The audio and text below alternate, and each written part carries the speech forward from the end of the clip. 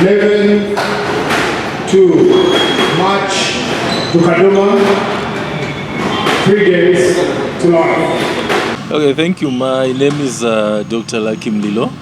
I am the president of the Squash Federation of Africa, which is a regional body that currently has 22 African countries that are members. We are looking at expanding it to about 30 countries. So far, we are looking at countries like Mali, Senegal, Angola, Mozambique that are not yet members, but there is some level of squash on a social basis that is taking place. So we are hoping that we can discuss with them so that they can set up structures and become formal squash associations. And besides being the president of the Squash Federation of Africa, I happen to be the chairman of the Zimbabwe Squash Rackets Association. And by being a regional president, I also sit on the World Squash Federation Executive Committee representing Africa. And then I'm also a level 3 referee. I've refereed at about 5 World Cups, and this is why I am able to conduct a referee's course. And besides that, I'm also a level 1 coach, and I'm hoping to be doing a level 2 course in very soon in October in Botswana. Basically, like just any sport, what is needed first is to have the interest. Have a look at the sport, then have the interest, and then you've got to have the passion for the sport, and then you've got to have the determination. And then things like the attire that is needed. Obviously, you need a T-shirt, you need some shorts, you need some techies. They are techies that are specifically made for squash, and these are non-marking techies, which have a special type of rubber underneath. You cannot just use any type of techie like the ones that are used by athletes for running. So there's a special type of techie that you need to use, and obviously you need a racket. And a squash racket is very different from a tennis racket. A tennis racket is much heavier, and its surface is bigger than a squash racket. So you'll definitely need to buy a racket. And in terms of a squash, the lighter the racket, the better it is for you. That's a good question. With a squash, there's no age. I'll tell you that we do have the world champions who happen to be the Africans, and these are Egyptians. Egyptians have been world champions for some time, from junior level up to senior level. And what is happening in Egypt is that they are getting government support and corporate support. You find that there are a lot of academies in Egypt, and you are getting kids as little as 2 years, 3 years starting to play the game. And then what happens is that they get into their teens, they become masters in this type of sport. And coming to the age, I wouldn't say there's an age restriction. I'll give you a personal example. Myself, I started squash at a very late age, and I was close to the 40s. I just had interest, and from there I started playing the sport. I'm now almost nearly 60. I'm still playing in the Masters. In this tournament, I'm playing in the over 50s, and I've played at the World Masters. World Masters, anyone who is 35 and above can play, and there are categories of 5 years in between. So you find with the World Masters, the highest is plus 85 for men, and for women, it's a plus 79.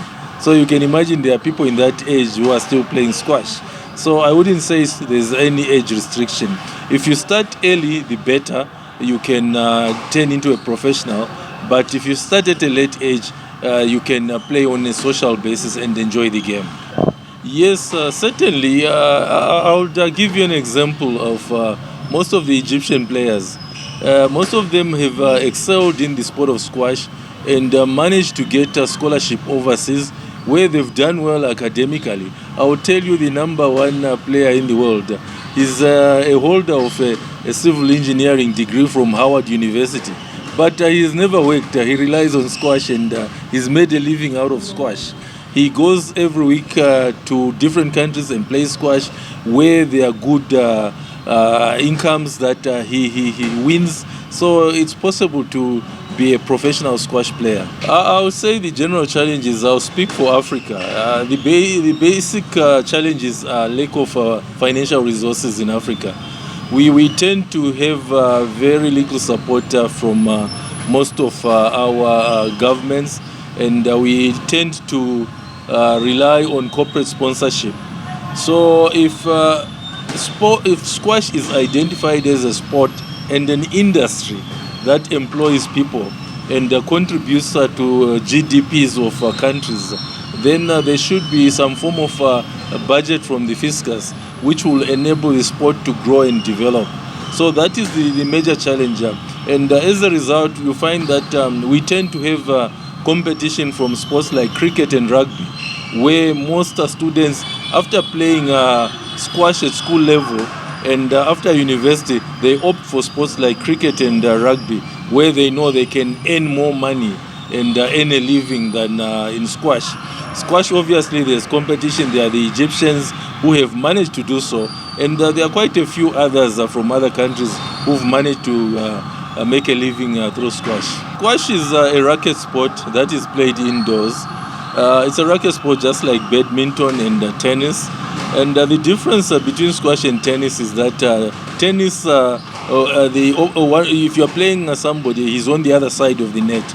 But in squash, we are all facing the wall, hitting the ball against the wall, bouncing back. And the principles are basically the same. The ball should not bounce twice. You can let it bounce once, or you can go for a volley before it bounces. So it's the principles are similar to tennis. And the scoring is also different to tennis. With tennis, you have the first score being 15, followed by 30, then 40, then 60. That's the end of a game. So you're looking at 4 scores. But in squash, you're looking at 11, my friend. So you can go beyond 11.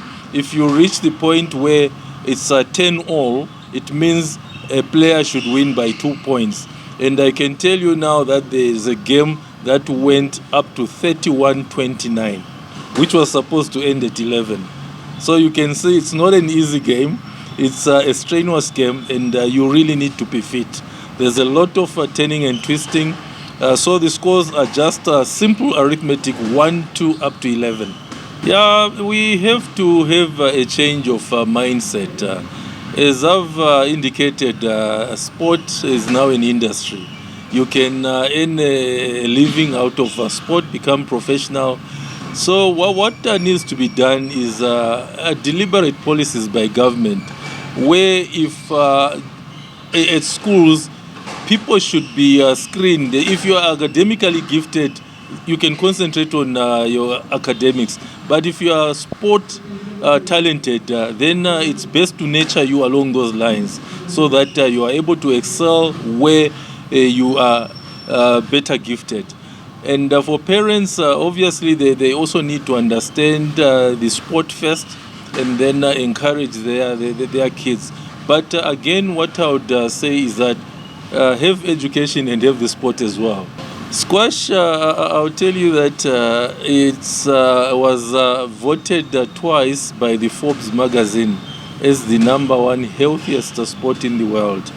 And here I'm talking of, in comparison with sports like football, rugby, cricket, swimming, it was number 1. It was voted number 1. In squash, a good hour, you can burn 1,026 calories.